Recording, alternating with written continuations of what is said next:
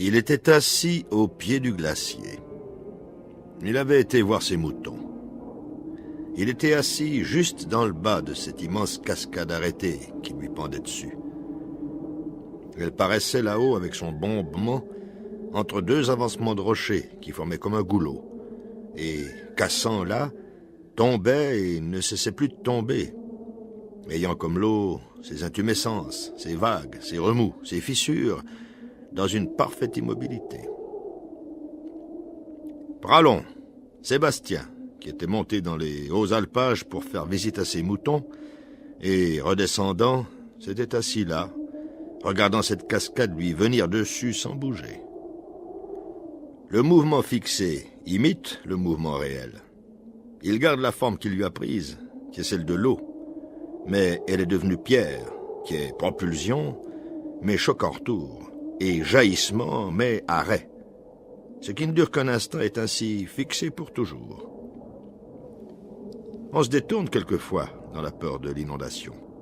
On voit qu'elle ne se produit pas. On se réinstalle, on regarde, on fume sa pipe. La fumée en est bleue, elle vous monte par-dessus l'épaule. Un petit vent frais s'en empare, la développe et l'emporte au loin pour toujours. On regarde, Pralon regardait.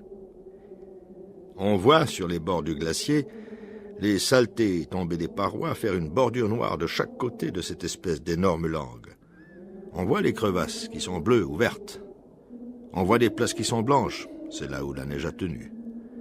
On voit, dans les endroits précipitueux, des cristaux qui sont debout, hauts de 50 ou de 100 mètres, des cristaux géométriques, avec leurs arêtes, leur translucidité. Et quelquefois, ils tombent comme un arbre scié au pied, faisant un bruit comme une pièce d'artillerie. On voit ces fissures, ces zébrures, et aux endroits moins inclinés, une sorte de peau mince être toute parcourue par un frémissement, comme la croupe d'un cheval qui est tourmenté par les mouches. On voit tout quand on a le temps. Pralon avait le temps. Il s'ennuyait. C'est ainsi que, laissant ses yeux aller de haut en bas, il distinguait encore, à moins de 200 pas devant lui, une gueule grande ouverte, qui est par où le glacier crache son eau. La gueule est pleine d'une nuit bleue. L'eau en sort avec abondance, après avoir longtemps circulé dans les profondeurs de la glace, où elle tourne en rond, se perçant des entonnoirs qu'elle creuse toujours davantage, et s'enfonçant, elle tournoie, entraînant dans son tournoiement des pierres qui font un bruit. C'est la naissance d'un torrent qui se jette dans une rivière, et la rivière devient fleuve. Ici, c'est son commencement. Pralon était assis à son commencement.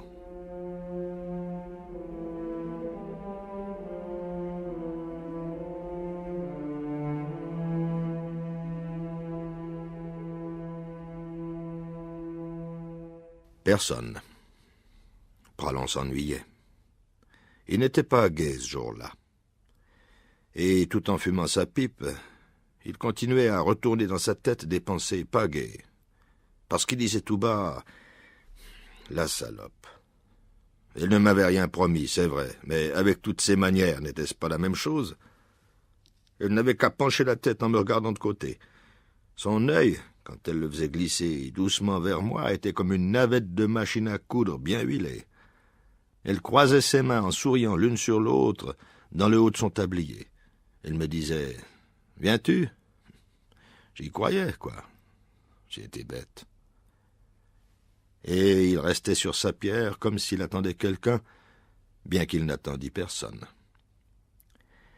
Mais dans ces grandes solitudes, où on est tout le temps en face de soi-même, l'oreille est sans cesse aux aguets de ce qui pourrait survenir, et de quelque présence humaine ou autre qui se manifeste de loin, à cause de la sonorité de l'air et de ces étendues déroulées verticalement où tout ce qui se meut s'aperçoit.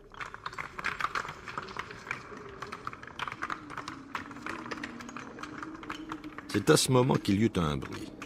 Ce n'était pas celui du torrent qui est si continu qu'on en prend l'habitude, qu'il devient comme un nouveau silence. C'est, sur ce fond grisâtre et monotone, le claquement nombreux et sec de pierres qui dégringolaient, étant en équilibre sur une pente raide où le moindre ébranlement fait qu'elle se déplace vers vous. Pralon se retourna. Et c'était quelqu'un, en effet.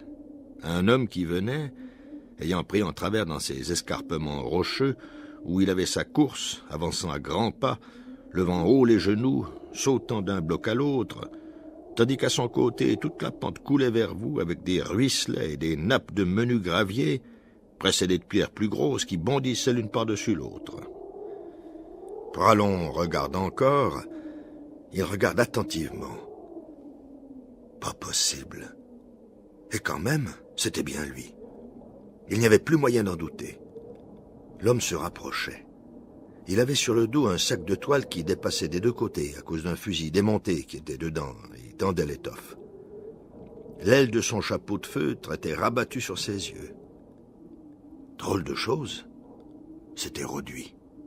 Roduit qui revient de la chasse sans permis, comme à l'ordinaire, et il a dans son sac son fusil démonté. Il avait dû reconnaître Pralon, il n'en continuait pas moins d'avancer. Il s'approchait par derrière. Pralon continue à ne pas bouger. Et voilà que Roduit porte la main à son chapeau. Pralon fait de même, et puis Roduit ôte son sac et le dépose à côté de Pralon sur la grosse dalle plate où celui-ci avait pris place. Il va faire bon manger un morceau. Pralon. Tu chasses? Je l'ai raté. C'est d'un chamois qu'ils parlent. Ils disent une chèvre, là-haut. Ah, dit Pralon. C'est tout. Il n'avait guère envie de pousser plus loin la conversation. Mais Roduit tira de son sac un morceau de pain, un quartier de fromage, une tranche de lard qu'il disposa entre ses cuisses, et il s'assit à côté de Pralon. Il a ouvert la grande lame de son couteau à manche de corne noir et blanc, il taille dans son pain, il taille dans le fromage. Il se retourne à demi. « Tu veux partager ?» Pralon secoue la tête. « J'ai de quoi ?» Pralon n'a rien ajouté. Il avait ses raisons pour ça. Il sort à son tour de sa poche un bout de saucisson enveloppé dans un morceau de journal. Il se met à manger. Le temps était toujours couvert, mais la brume, qui était tendue sur le ciel d'un bord à l'autre, commence alors à s'agiter comme la toile d'une tente. Elle se fend, elle se décroche des pointes où elle avait d'abord été fixée, lesquelles ont paru à nu, dressées en l'air comme des clous. Puis, prise en dessous par la brise qui souffle de terre, s'est dissipée, laissant paraître le ciel bleu. Le soleil s'est montré.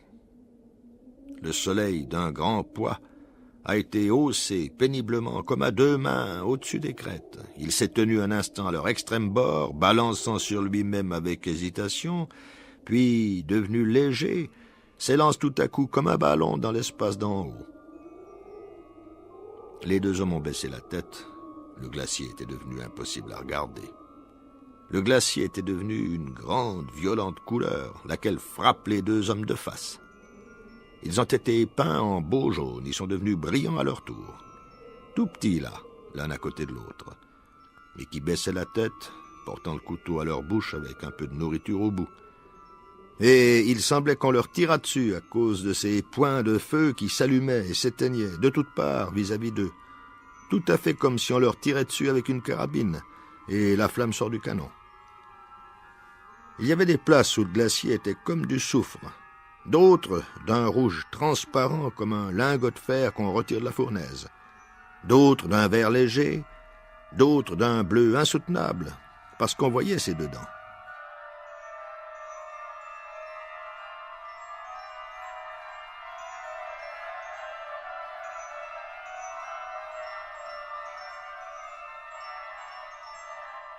Roduit avait fini de manger. Roduit se tourne légèrement du côté de Pralon. Il tient une gourde à la main. « T'en veux? C'est de la vieille. » Une gourde de fer blanc plate, avec le goulot recourbé et le bouchon pend à une ficelle. Pralon secoua la tête. Alors Roduit lui a dit « Pralon, tu sais, c'est sans rancune. » Et Pralon n'a rien répliqué, mais il a tendu la main. Roduit lui passe la gourde. Pralon boit. C'est de la bonne. Elle a 7 ans. Ah, dit Pralon. Il s'est tu. Il est en train de fourrer dans sa poche ce qui lui reste de provisions. Roduit emballe les siennes dans son sac. Et tout à coup, il s'est mis à parler. Il parlait bas et comme tristement. « Écoute, Pralon. Pralon écoute. On devrait être bons amis quand même. Parce qu'on a été bons amis, et on resterait bons amis. » Pralon fait oui, avec la tête. Il y a un changement. La conversation commence. « J'avais peur que tu ne sois fâché contre moi. À cause d'elle, tu comprends. »« Que non, dit Pralon. Ça aurait été dommage. Une garce comme celle-là. T'es brouillé avec elle? Bien sûr, dit Roduit. Elle m'a lâché. C'était rien du tout, cette fille. Pralon a dit. Moi aussi, elle m'a lâché. Oh, disait-il. Elle ne m'avait rien promis, seulement. Elle faisait tout comme. Moi, je m'y étais laissé prendre. Moi de même, dit Roduit. Ils se sont mis à rire tous les deux. « Tu n'es plus avec elle ?» a demandé Pralon. « Non, c'est fini, » répondit Roduit. Roduit pose la main sur l'épaule de Pralon. Pralon est plus petit que lui, mais plus large d'épaule, fort et trapu, avec une figure rouge et une petite moustache. Pralon est maigre, sec, avec un collier de barbe noire. « Ça va bien, » disent-ils. Ils sont bien contents tous les deux. Et Pralon. Mais elle ne t'avait rien promis, à toi non plus. À moi non plus. Elle me donnait des rendez-vous. J'étais bête, j'y allais. Moi aussi, disait Pralon.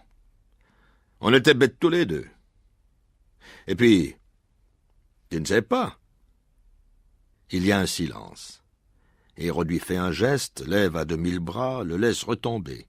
Il fait comme s'il allait parler, ouvrant la bouche, et cependant ne parle pas. Tu ne sais pas encore. Elle se marie. Pas vrai. Que si. Même qu'on va publier les bans. Avec qui? Roduit dit. Devine. Avec lui, le gars de chasse. Pralon s'étonne. Roduit se réjouit de le voir étonné. Et Pralon de la nouvelle. Tu penses si le cochon me cherche depuis ce temps-là. Il est tout le temps mes trousses, mais il ne m'a pas encore eu. Il montre son fusil dans le sac. C'est bête que je l'ai manqué, cette chèvre. Je la lui aurais volée sous le nez.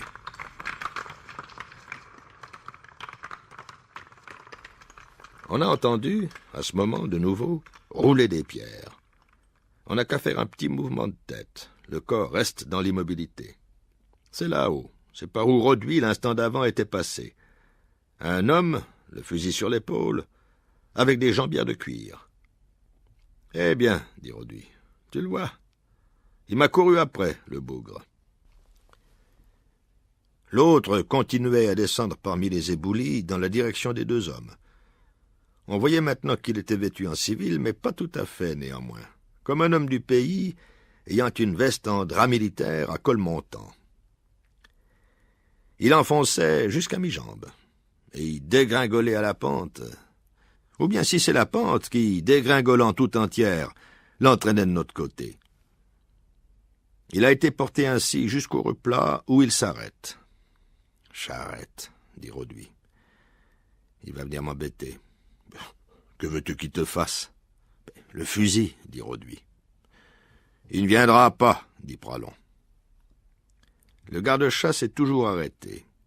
Il regarde dans la direction des deux hommes. Il a dû les reconnaître.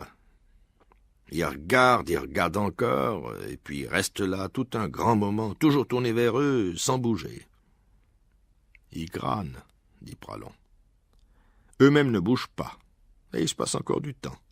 « Écoute, » dit tout bas Roduit, « s'il venait quand même, tu me donnerais un coup de main? » Entendu. Et Roduit a été rassuré. C'est alors qu'on a vu monter au ciel un grand nuage que le vent chassait de notre côté. Son ombre est en avant de lui, son ombre court sur la montagne. Elle brillait, elle s'éteint. C'est comme si on avait déroulé entre elle et nous un large crêpe qui traîne par le bout sur les aspérités du roc, et elles sont vues à travers lui, méconnaissables, transfigurées. Et l'ombre vient sur nous, elle gagne le glacier. On ne le reconnaîtrait pas, lui non plus. Là où il y avait toutes ces belles couleurs, il n'y a plus qu'une pâleur de teint, il n'y a plus qu'une teinte livide, comme celle qu'on voit sur la figure des morts, avec des salissures comme si la barbe repoussait. Il fait froid, tout soudain. Et tout soudain, le silence s'est encore accru, tandis que le bruit du torrent redouble. Le garde-chasse est toujours là, mais il n'est plus qu'une ombre au fond de l'ombre. On ne distingue plus qu'une forme noire. Elle s'en va. Elle devient petite et toujours plus petite. Qu'est-ce que je te disais? Il n'est pas venu, on est deux. Tu m'as rendu service, dit Roduit. Ils sont toujours assis sur leur dalle. Roduit se lève. Alors, a-t-il dit à Pralon, d'où es-tu sorti comme ça? J'avais été voir mes moutons. Tu descendais? On pourra descendre ensemble. Pralon a dit ni oui ni non, mais on voit qu'ils sont d'accord parce que Pralon se lève à son tour. Roduit va devant, Pralon le suit. Le chemin qui conduit au village d'en bas n'est pas difficile à trouver, on n'a qu'à suivre le torrent. Le glacier, qui s'est mis en marche, vous indique la direction. Le glacier est noir, l'eau trouble. Elle va d'abord à côté de vous, sur ce fond plat où elle s'étale librement parmi les pierres, qui la divise et subdivise. On n'a qu'à suivre le torrent. Roduit marchait devant, Pralon à quelques mètres en arrière de lui. Il marchait d'un bon pas, Roduit avec son sac, Pralon avec sa canne. Et ainsi, derrière eux, le glacier avait commencé à glisser de côté, s'enfonçant peu à peu derrière un avancement de la montagne. Là où il avait été n'était plus désormais que de hautes parois rocheuses, tristes à voir avec leur couleur noire, comme l'intérieur d'un canal de cheminée, et tout le long desquels montaient et descendaient quelques choucas aux cris grinçants.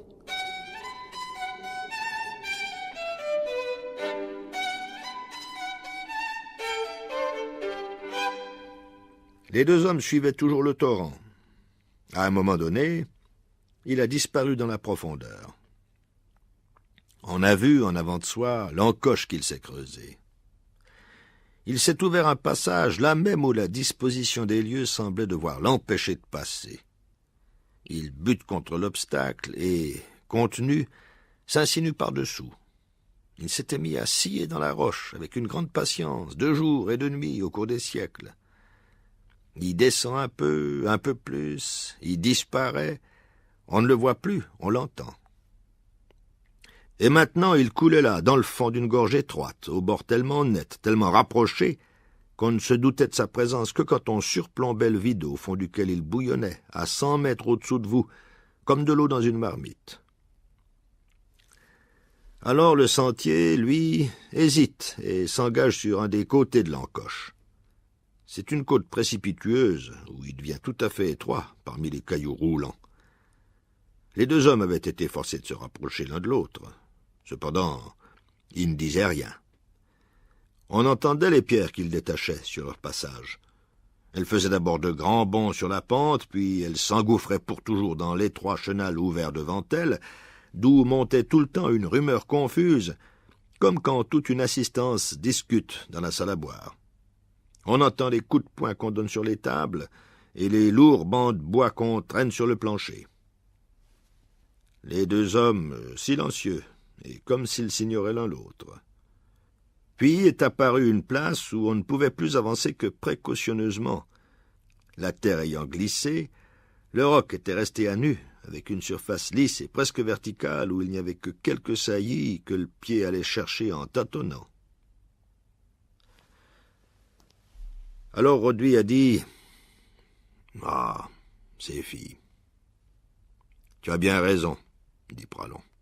« Il faudrait pouvoir s'en passer. »« On tâchera, » répond Roduit.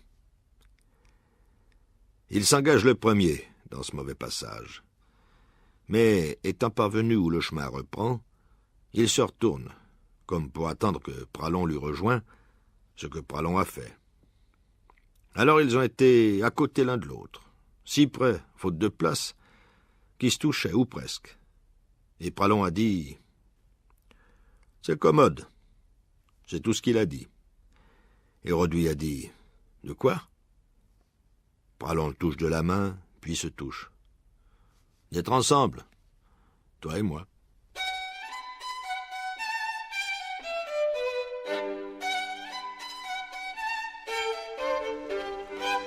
Le chemin redevenait bon. C'est à cause du torrent. Tout à coup, on le voit sortir des profondeurs qu'il s'est entaillé dans la roche, et il va se déployant au fond d'une ravine assez ouverte, que les mélèzes commençaient d'envahir, et où, montant à leur rencontre, les sapins venaient se mêler. Puis, elle s'élargit devant vous. Et par cette ouverture, on voit des choses.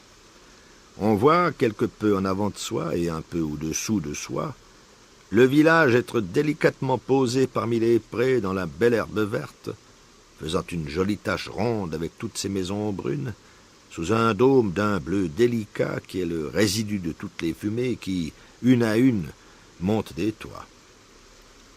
Le soleil était reparu. Une vitre qu'on bougeait dedans vous la renvoyait dans les yeux. Les maisons sont blanches et brunes. Le torrent faisait son bruit. Il arrive à une place où des bancs de rochers se mettent en travers de son lit et il en tombe par des cascades. On dirait qu'on bat du tambour. Des arbres déracinés qu'il a entraînés dans son cours sont restés accrochés aux aspérités de la roche et font comme des ponts jetés d'une rive à l'autre.